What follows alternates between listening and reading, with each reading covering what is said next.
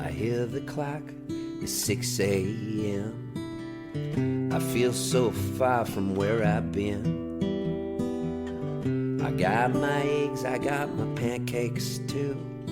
Got my maple syrup, everything but you. I break the yolks, make a smiley face. I kinda like it in my brand new place. I wipe the spots off of the mirror, don't leave the keys in the door. I never put wet towels on the floor anymore, 'cause dreams last for so long. Man, you've lived quite the life so far, and unlike some people who have these types of extraordinary lifestyles that lead them to new places, it seems like you're not slowing down. You're getting stronger. I mean, at last count, you do like 250 shows a year. So let me start with the obvious question. In this ridiculous, upside down, misanthropic, topsy-turvy world we live in, what keeps you going? What keeps you wanting to sing and make and explore music with people? I kind of feel like every year gets just a little bit better. And so I think, man, maybe if I just go one more year, that something better happen under like what songs are going to be created or what shows am I going to get? What cool festivals going to invite me? What can I scratch off my list of things I haven't done? And so if it wasn't getting better, I don't think I would do it. But my friends are in a band called the Wood Brothers, and they're really good buddies of mine. And they have a saying that the best kind of career is my kind of career, which they call a slow rise to the middle. That's strangely like one of the best advice, I think, pieces of advice you can give to someone, right? Which is always look at things half empty, but more so half filled. And in your case, you've been going all over. I mean, you started as a Canadian in, I believe, Halifax, and then it was off to California to build one of the most wondrous indie bands that ended up becoming a sensation in the 90s. And now you're in, I believe, Nashville, touring both countries nonstop. That's amazing. There must be people who come up to you and say, how do you do it? Do you ever not just get tired of it? Do you ever find that there are moments where you can't find inspiration? Because your shows are unique in that you are so animated and visceral. Even your version of what a lot of people know you for, which was the Jewel song, when you sing it, brother, you can feel that you wrote it. That's your song. Where does that come from? Where did it start that you became so like naturally involved with music? Well, one time I went surfing and I was living in San Diego right on the beach. And I came in from the ocean and my friend had made all these brownies and he had like 20 of them on a plate and we were going to have a party. But I didn't know the brownies were dosed with weed. And this is back in the early 90s. And I came in, I was dripping wet and I was really hungry. And the brownies were my kind of brownies, chewy with nuts. I mean, we were already discussing burgers, you and I. So it's like, I really feel like there's certain things I just love. And I love a good brownie. And I ate 3 of them. And then he came out and saw me with it in my hand. And he said, "Did you just eat 3 brownies?" And I said, "Yeah." And he said, "Oh my God. No, no, this is not good." And I was, "What do you mean? What do you mean? What do you mean?" And he said, they're really strong. They're dosed with weed. I'm worried." And then I seriously, Ari, I kind of went insane and the party started and I started crying. And I begged them to call an ambulance. I thought I'd gone nuts. And I said, "Please take me to the hospital." And they were just about to. I was like the bummer guy at the party. You know, everybody else was having fun. They ate like a quarter of a brownie. They're laughing. And I'm in the corner crying, freaking out. And somebody said, "Before you take him to the hospital, hand him a guitar." So they handed me a guitar and I proceeded to put on a show that was like a 2-hour show of complete improv, stuff I'd never done, songs I was making up on the spot, and people were riveted. And it seriously opened up something in my mind where I went, wow, I'm not using my whole brain on stage. I'm not taking enough risks. And I swear to you, after that, I've always gone back to that memory, even on stage sometimes, and I think, am I taking more chances? Am I getting out there enough and improvising and making every show different? And so that's what kind of keeps me going is I want to see what happens next. And I want to see, and a lot of times things just don't work. I'll take a risk and it just doesn't work, but other times it works. And so I'm still looking for that perfect show that I'm never going to get. Or die trying, I guess, right? Doing whatever you can Exactly.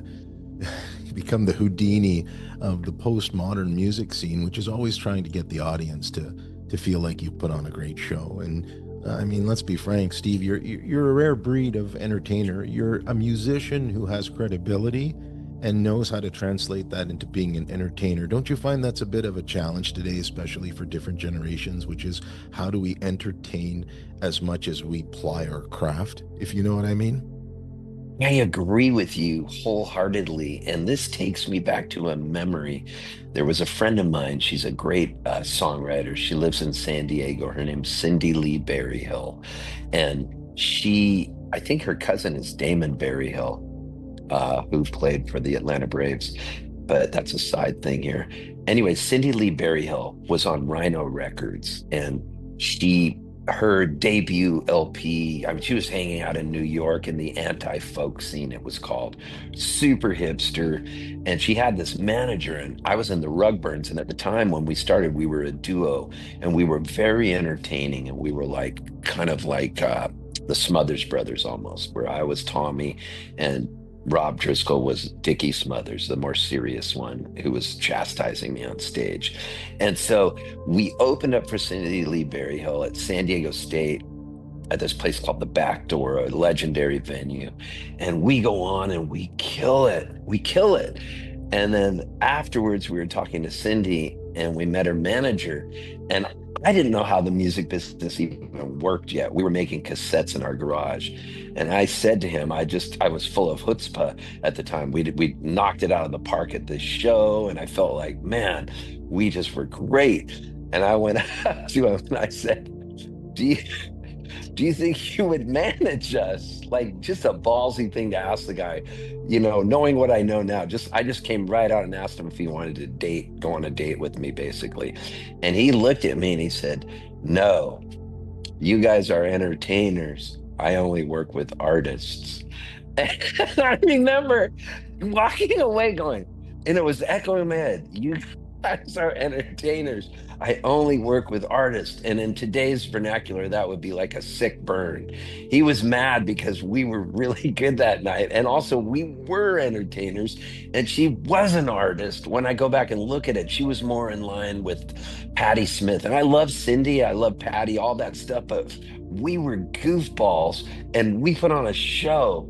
And that was me back then saying, you guys are entertainers, not artists. And I got fired from Round Table Pizza for singing on the microphone. And the guy that fired me said, "I need pizza makers, not entertainers." So that's when I just realized maybe I'm an entertainer. What's so wrong with that? And isn't entertainment art?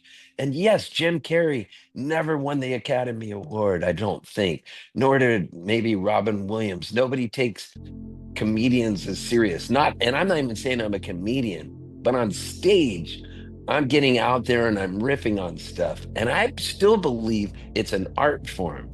And we are artists, but we're lesser than. Well, and it makes me wonder, as someone who you brought up the Rugburns and that great 90s era, which I'm sure you look back with, relative levels of fondness. There was good, there was bad, there was ugly, I'm sure.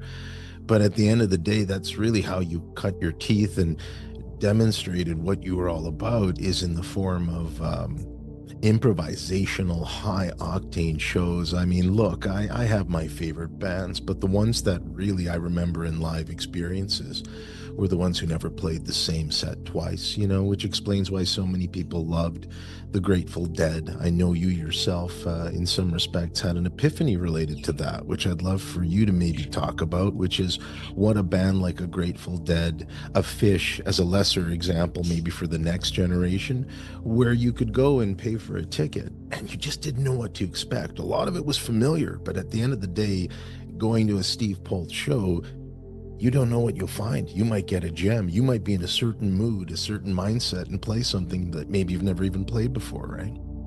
Oh, exactly. Every show is different than the last. And so, touching on the Dead, it's like I always appreciated them, but was never really into them. And I saw them in 79, and I think we took some acid or some shrooms. I was 19 years old, and I was in, I think, Salt Lake City, and I saw the Dead play, and I had a blast. And, the drugs kicked in too, and all that. And I let myself do the hippie dance.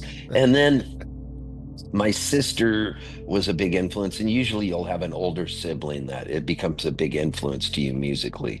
And my sister got a gig at KCR Radio, which was San Diego State radio station, and it was called the Live Wire, and it was a college radio station. And I'll never forget, I was really into Jackson Brown, and I was listening to The Pretender, that record, nonstop. And then I got really into Pink Floyd, The Wall. And then my sister came home for Christmas, and she got me two records. And I remember opening them up, and I see this guy who looks kind of like Buddy Holly doing this pose. And it says, Elvis Costello, my aim is true. Mm. Just the name alone. Elvis, who I met when I was 9 years old, who held me on his shoulders, Elvis Presley. To here's this guy calling himself Elvis, but then Costello. And I loved Abbott and Costello. So right away, this is telling me something, the branding alone, how it worked on my, little brain there. And I opened it up, and the checkerboard background and the way he was posed with those nerdy glasses, this was saying, hey, there's something new happening and you don't know what it is. Put this licorice vinyl on the turntable and listen to that needle go down and hear the tss, and listen to, well, I used to be disgusted, now I'm just amused. Since the winds have gotten rusty, the angels want to wear my red shoes. I mean, that left an indelible stamp in my brain. And I listened to it nonstop. And the other record was Dawn of the Dickies. And they had a song called I'm Stuck in a Pagoda with Trisha Toyota. And Trisha Toyota was this famous newscaster. And I was like going, you can do that? And those things blew my mind. And I loved the humor. I loved the sarcasm in Elvis Costello. And then along with that whole wave of punk and new wave and everything, there became this sort of visceral hatred for the Grateful Dead and hippies. And I'd be lying to you if I said I didn't cling onto that bandwagon a little bit, just out of the fact of that's what the cool kids were doing.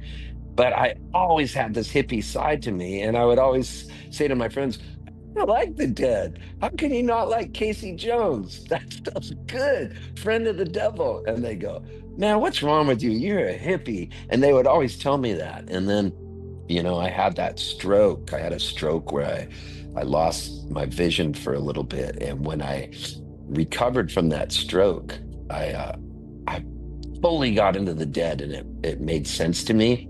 And then I just embraced it, and I love them. They're the special, they're such a generationally special gift, right? Because if you had the misfortune of being born too late and you only remembered them for like Kokomo or a few commercial releases, it doesn't even scratch the surface of what they did in their early years, right? It's the same way like discovering the Rolling Stones. If you don't take the time to appreciate the 60s and 70s, the 80s and 90s don't resonate quite the same way. You're now a multi-decade performer. You're going out, you're playing a lot of shows. What's it like when you take some time out for yourself and you walk into a restaurant or a bar and you see another band playing? Is there something you look for that you hope will really turn you on that evening, or do you just kind of maybe look at the state of music as it is and say, I'll take what I can get? You know, I'm not a hater, so I don't go in and look at something and go, "This is bullshit. I hate this." I had a guy that produced the Rugburns first record when we got signed to Frank Zappa's label. It was called Bizarre Planet Records, and Wildman Fisher did our electronic press kit, which they called an EPK, that record labels would get. And so the guy that produced us was in a band called the Beat Farmers, and they were a legendary uh, cowpunk alternative. That's kind of where that whole term came from, was the Beat Farmers, which was Americana, that Western sounding stuff that had an attitude. The Blasters, the Beat Farmers, X. And so Buddy Blue was the guy's name who was in the Beat Farmers, but he was a journalist, a Jewish journalist by the name of Buddy Siegel, and he hated everything. And he was a music critic, and he had videos of like Chuck Berry doing deplorable stuff that he would show me at his house, G.G. Allen, and he would give me these educations, and he literally hated so much stuff. And I was like a puppy. I would come over to his house and go, "But I like this band. I love, what's wrong with Jackson Brown? What's wrong with the Dead?" And he hated so much stuff. And he would always say to me, "Stevie, when you put out your record, just remember one thing. Some people are going to call you a genius. You're not a genius. Albert Einstein was a genius. Some people are going to call you a complete idiot. You're not a complete idiot, but you are an idiot. Just think of yourself as a plumber. You're a good plumber. Go out and do your work and don't listen to anything anybody says." And I've never forgotten that. He was my teacher. Sounds like a character on The Sopranos. I mean, that's He brilliant. was. It's like giving you a life lesson. It's funny because Sopranos had Hesh, who was a record executive too, if you remember. So that's what you Yes. reminded me of there. By the way, you brought up Frank Zappa. How criminally underrated a guitarist. I think of Frank Zappa and I think of Prince as two larger than life characters where the majority of the population have no idea that those two were probably one of the top 10 guitarists in modern music history. Am I right? Ever, ever. The things Frank Zappa was doing are insane, and he was writing it all out. He was so knowledgeable. That guy was really gifted, and ah, it was crazy. And our manager was this guy, Bob Duffy, and Herb Cohen, and Herb and Mutt Cohen, Martin Cohen. They were the original Cohen brothers. They owned our publishing. They owned the publishing to Jeff Buckley, I mean Tim Buckley and Lord Buckley and the Turtles, and they managed Tom Waits in the early days, Linda Ronstadt, Captain Beefheart, Frank Wow. Zappa, Hmm. and their list of the luminaries they had, and they were like really shady characters. I signed my publishing deal on the hood of Herb Cohen's Cadillac outside a club in LA, and it was just so lopsided in their favor. And I just remember saying, "You mean you'll give me $500 cash? And all I got to do is sign over half my publishing? Okay, can I get the 500 right now and cash the check?" "Yeah, yeah, yeah." "Going and buy drinks?" "Sure." I mean, it was a different time. He flew me with him to Paris, Herb Cohen, just so we could eat couscous for an afternoon with a guy who was a concert promoter in Monterey. And we flew in and into Paris. I mean, the stuff these guys were doing was just nuts. And it was all on my money without me knowing it. Unbelievable. Unbelievable. And you're such a respected guitarist and performer. Do you have your own? I mean, every guitarist I think looks to have his own hero or guitar god. Who's your guitar hero who not necessarily stylistically you look to emulate or end up playing like, but one that inspires you? Who do you look for that when you listen to his guitar work or her guitar work, you say, this is why I love this instrument? I would say I keep going back to John Fahey. I just love John Fahey. And for those of you out there listening, it's JohnFahey. And even his Christmas album, I call him punk rock primitive guitar. And there's Mhm. something about what he does. always just a little bit out of tune. And he really influenced Leo Kottke, who I love a lot. I love, and then of course Doc Watson. I never get enough Doc Watson. So I would say those guys for me are like the gold standard that I go back and I just think, how is this guy doing this? Like Doc Watson, some of the stuff he was doing, and he was blind, and I just love it. You know, Steve, most people tend to slow down after they have moments like real adversity. For example, your stroke. You seem to have done the opposite. Is that because after you realized that there was so much life to live and enjoy, and that maybe that was simply a reminder to you to appreciate that time, not necessarily to slow down, but it just seems like you're loving the live experience right now, and watching you play live and seeing video of you play live, and from what Eric has told me about, why he loves you as a client, you're active like a lust for life, a joie de vivre. Where's that coming from after all this time? I'm still amazed by the fact that I get to do this, and I still feel like they're gonna pull the carpet out from under me and saying, we were just kidding. I'm still the kid who didn't make the basketball team in ninth grade, and everybody else made it. And the basketball coach said he'd put up the names at 2 p.m. in the afternoon. We all rode our bikes so excited. And there was like 15 kids there. And out of the 15 kids, mine was the only name who wasn't on it, not even as an alternate. And I remember it scarred me so bad, and I burst into tears in ninth grade, which is even the worst thing, to start crying. And I felt so left out.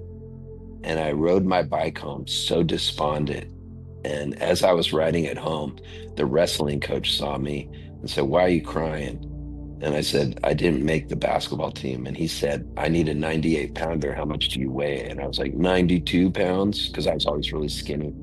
And he goes, "Join the wrestling team." So I became a wrestler from ninth, 10th, 11th, and 12th grade for 4 years, only because he asked me if I would do it, and I wanted to be needed.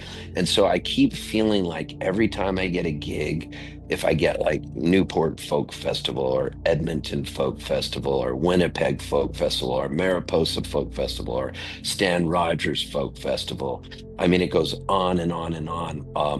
If I get one of these festivals, it means I made the team, and I jump, and I'm 65, soon to be 66.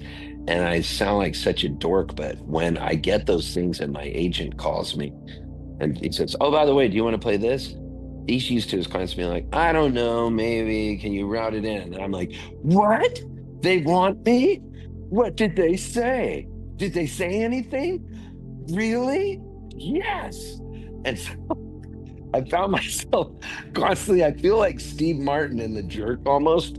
And so I'm like, the new folks are in, the new folks are in. I'm somebody. And so I show up and I don't realize, wait, I'm supposed to be here. I still don't feel like I'm supposed to be there. And then I'm pulling it over on them, and I'm waiting for it not to happen. So I'm trying to get as much in before I die, because I want to see if I can get a little, if next year gets a little better. And honestly, every year is a little better than the last year. I haven't peaked. That's why I keep doing it. I would hate to have had a hit and been the hit singer of something in the 90s.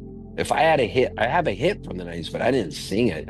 But if I had a hit and was big in the 90s, and then the rest of my career was not as big, that would be a drag to me. But I've never had that big success. And certainly not having to deal with the nostalgic fallout, right? I mean, we live in an era of nostalgia. More and more bands are reuniting. Oasis had this multi-million dollar tour after years of whatever disagreements. And, it's horrible when you can't agree on how to make millions of dollars just by showing up on a stage. But then I look at the recent on the Canadian front, with Rush reuniting with a new drummer, and Triumph talking about resuming as a threesome for a 50th anniversary tour. And, notwithstanding Ticketmaster and all that other nonsense of how they gouge people, The spirit of going to a concert just never seems to have died. I mean, no matter how the industry's changed, the live experience is still not just the greatest thrill, the greatest rush, but from listening to you describe what it means to you, it really never ends. The show must go on, and as long as you have the strength, the will, and you can get up in the morning and feel good about it, what a great way to live, right? It really is. Oh my God. Last summer, I taught a songwriting workshop in Woodstock, New York, and it was called the Steve Poltz Song Factory. And I had Bob Schneider as one of my teachers, and Mary Gauthier, and this guy, other really good guy named Ryan Montflew. And watching people write songs and then get up and sing them and watching their hands shake, I get a contact high like no other. I love watching people tremble on stage, and it gives me a total contact high as if I was in a room with somebody and they were hotboxing me, smoking huge joints. I watch them play and I need to see them tremble. I need to see them blow it and have a freak out on stage because that was me. I had more freakouts on stage where I completely failed, where I didn't even go out and get my merch. I left my merch at the club, never to get it again because I didn't want to be seen by the audience. And I'm not even being facetious. I'm not speaking in hyperbole. I left the club and never got my merch on three different occasions that I can remember right off the bat because I felt I failed so miserably. And that feeling of failing and then beating yourself to death at night over it, just talking down to yourself, you idiot, what were you thinking? You suck. Get learning to go to battle against that voice telling me I sucked, and eventually, finally, one day, kicking that voice's ass and learning to shut that voice up and getting on stage and owning my show and doing whatever the hell I want. Critics be damned, anybody else be damned, but am I getting off on it? That's the best feeling in the world. It's a rush.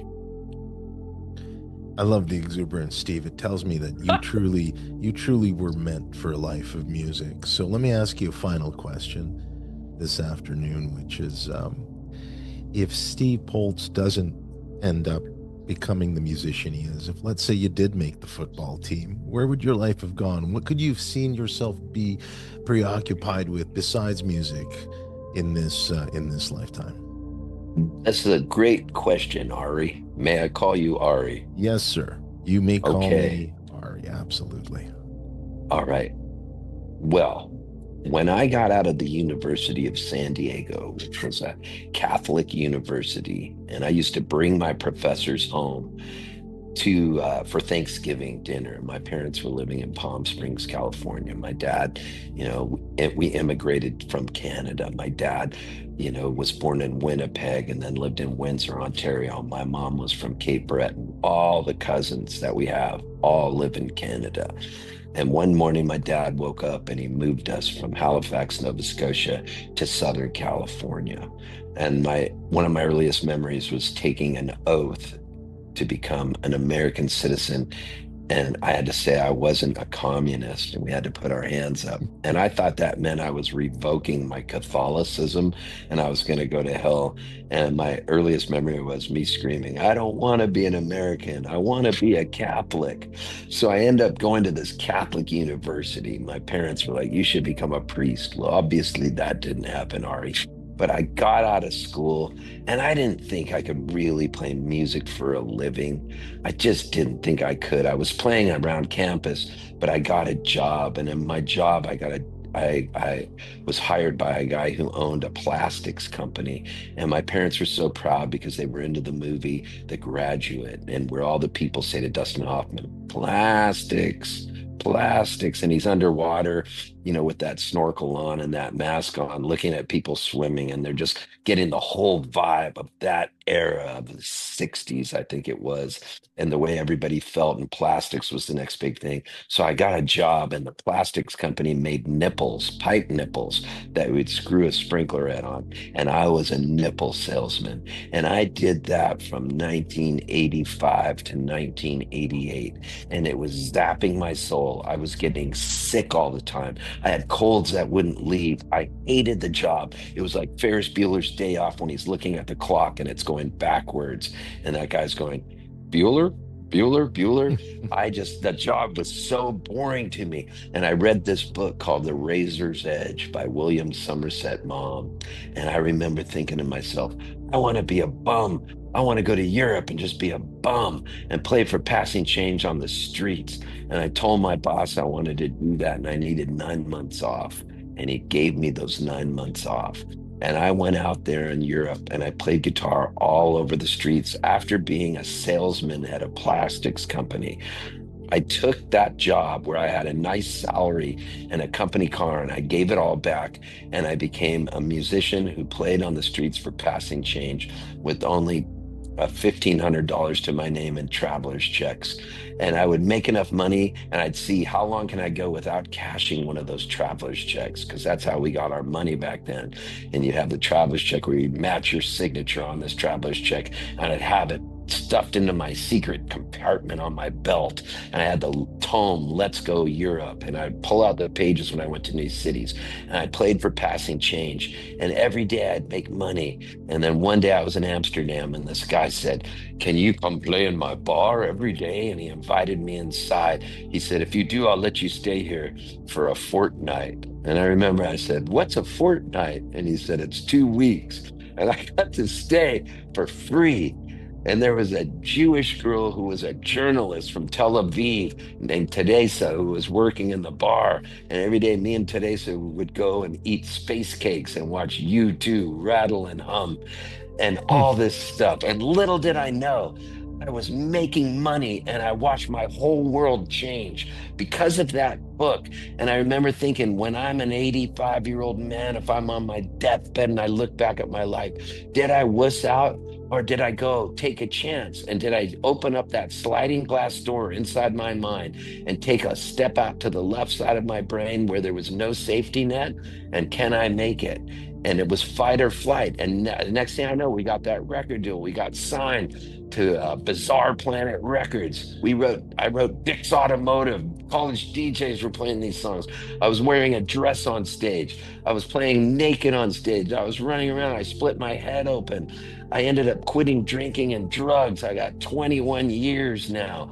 And it was all because of this wild muse of music, and that I took a chance and I followed it. And that's why just when I thought I was out, they pulled me back in, and I won't let it go. As long as I live, I will die on stage. And I'm planting my flag in the ground as I talk to Ari Shapiro on Whiskey and Cream, the greatest podcast in the world. And I will say, thank you, thank you, thank you. Mr. Poltz, from nipple salesman to celebrated Canadian musician that Americans love to pay to see, I would say you are living your best life possible, sir. Even after you're gone, and I know that you love me, and soon I know you will see you were meant for me, and I was meant for